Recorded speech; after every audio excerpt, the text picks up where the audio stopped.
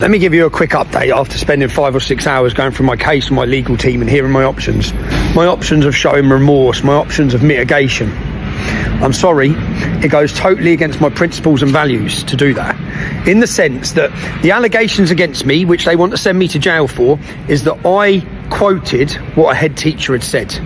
So the head teacher made an accusation, I quoted it. That's what they're saying I've committed contempt of court. Another one that they say I committed contempt of court is because I read what the school record said. Well, am I guilty of sharing that information with you? Yes, I am. Am I guilty of repeating those allegations in interviews? Yes, I am. Am I sorry for that? No, I'm not. So quite simply, if my actions as a journalist and someone who believes in freedom of speech and freedom of the press and believes in showing the public the truth make me on the wrong side of your corrupt bullshit, unlawful in my eyes, injunctions, then that's how it is. I'm on the wrong side of it, yeah? I'm not remorseful for that. I am happy.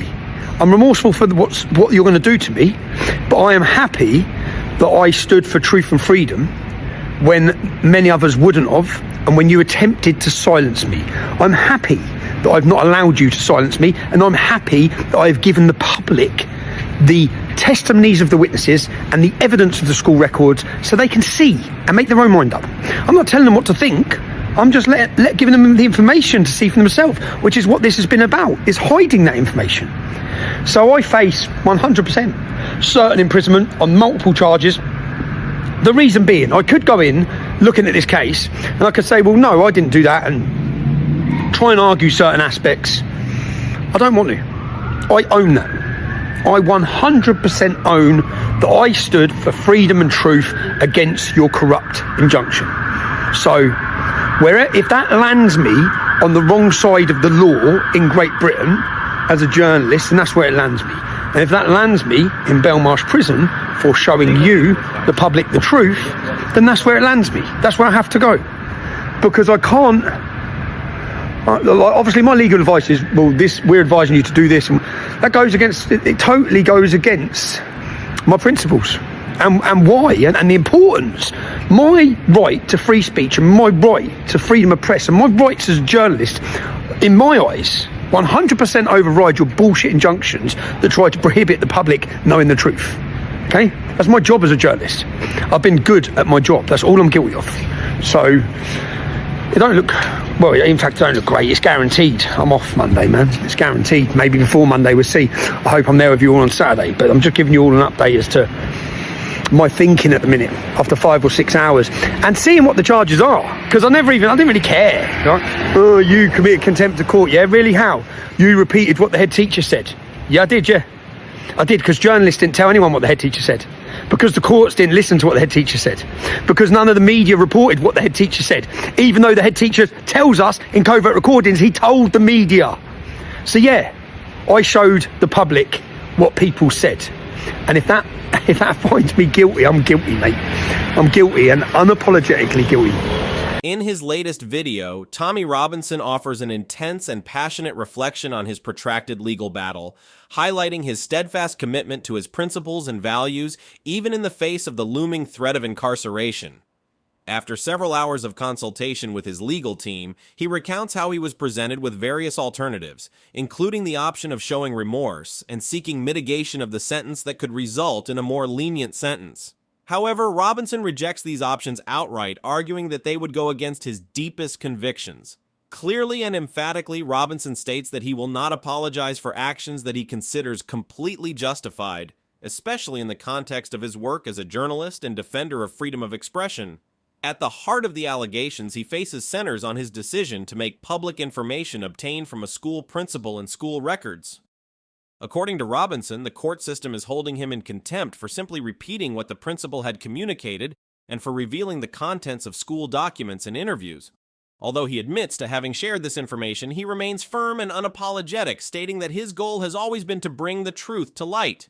For him, it is a fundamental right of the public to know the details of what key figures in the case have said. He defends his decision to make that information accessible, arguing that transparency is essential in a democratic society. Their position is based on a deep belief in the basic rights of freedom of expression and freedom of the press.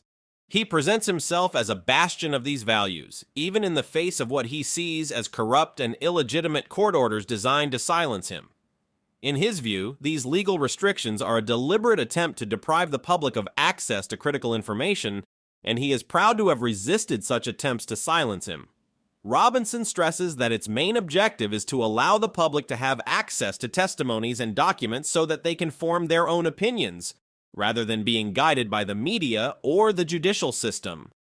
Despite the legal risks he faces, he is defiant and willing to accept the consequences of his decisions. He acknowledges that he could adopt a different legal strategy, which could involve denying some of the charges or attempting to negotiate a lesser punishment. However, he chooses to take full responsibility for his actions, stating that he stands firm in defending truth and freedom in the face of a system he considers corrupt.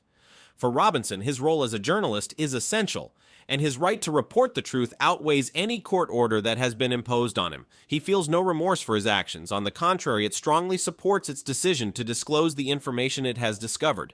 In his speech, he is driven by a sense of mission, convinced that what he does is vitally important to society. As he progresses in his narrative, Robinson is aware that the outcome of his case is almost inevitable. He is certain that he will face imprisonment. He describes the accusations against him as virtually certain to lead to prison and accepts this reality with resignation. For him, prison is the price he must pay for standing up for his convictions, and he is not afraid to bear that cost.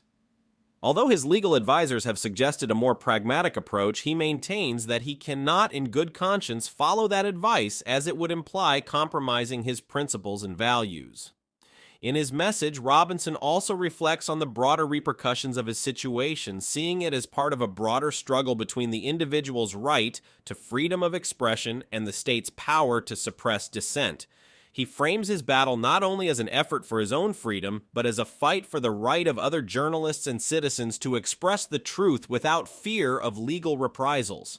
He sees the court orders against him as part of a broader effort to silence dissenting voices, and in turn, he takes pride in his decision not to submit to silence. As he faces the prospect of incarceration, Robinson remains resolute. He expresses his desire to be able to attend scheduled events, but is also realistic about the high likelihood of being arrested soon. Despite this uncertainty, his message is one of defiance and pride. He does not seek compassion for the consequences he is about to face, but presents himself as someone who has fought for the truth and who is prepared to accept the punishment that comes with it. Robinson's unwavering stance is clear. He would rather face prison than betray his commitment to truth and freedom of expression. In conclusion, his message is not limited to his legal case. It represents a broader statement about the essential role of journalism, the importance of freedom of expression, and the need to question what he sees as corrupt legal systems that seek to suppress the truth.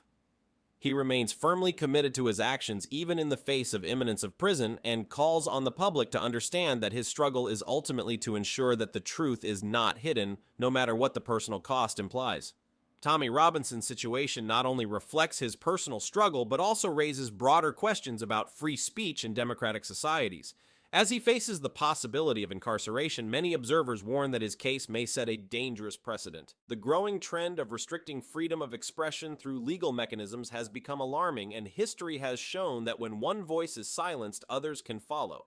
By resisting what he considers injustices, Robinson becomes a symbol of a larger struggle that goes beyond his individual situation.